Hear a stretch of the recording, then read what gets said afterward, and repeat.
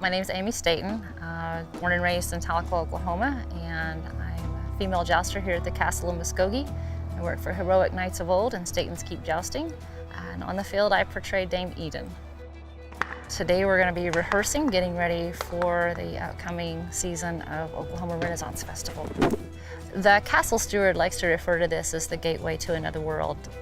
We try to keep in character completely, which means speaking in accents, and we don't bring anything modern into the society. And the idea is once you come through the gates, you are in Castleton, England, which is a border town between England and Ireland. So a typical day of rehearsing with heroic knights of old includes arming up in minimal armor, the helm, the shield, and just training pads. And we're going to get into the list. We'll run the horses a few times to remind them of the pattern. Then we'll trade hits in the list. We'll be practicing some targeting by doing aerial thrown rings. And then we're going to practice a little sword play as well and use some ground weapons. Go out, and I take it right there a lot of the times. It's really scary to see someone swinging an axe at your head, and you've got this thing to block with, but when it hits, he's swinging with full force. So when it hits, and then I go back and I look at my shield and I see the chunks missing out of it, that's when it gets real. I grew up in Tahlequah, Oklahoma on a lot of Indian land that my grandparents had got when they signed the Dawes Commission. I never owned a horse, we never had a horse. We were too poor to have anything like that. This handsome fella is Titan. Titan is lovingly referred to as the Eeyore of the joust list here, because you can see by this long face and expression, nobody loves him. He's a big spoiled baby and I love him. He takes great care of me. There are plenty of times where I'm getting up on that horse and listening to them get the crowd going, and I have to calm myself and center myself because I still get jittery inside because it's a lot. You're going against two guys that are definitely stronger than me. You're on a huge horse who, if he ever actually felt like it, he could chunk me easily. And even though I'm wearing armor, I know for a fact when you fall off the horse, it hurts and you end up in the ER. When you put on the helm, it's interesting because everything goes away. All the screaming of the crowd, all the cheering, all the people, all the flags. And as soon as I put on that helm, it's Titan and I, and that person at the end of the list. And that's all I see.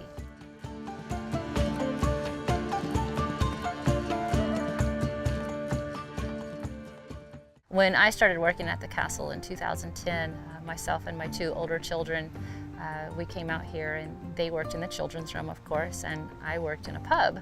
I had never even seen a joust. The only contact I had with the jousters was when they walked through my pub to get water or get a soda or something. And truth be told, there was one jouster that I thought was pretty doggone handsome. The gentleman standing next to me, this is Sir Richard, the 3rd Earl of Staton, otherwise known as Rick Staton. Little did I know, as I was staring at him as he was going to the pub, he was lingering at the doors and staring at me as I was dancing around the floor and waiting on the patrons and playing with the bards. Well, what really happened is she came down to the joust field on a certain day with apples for the horses.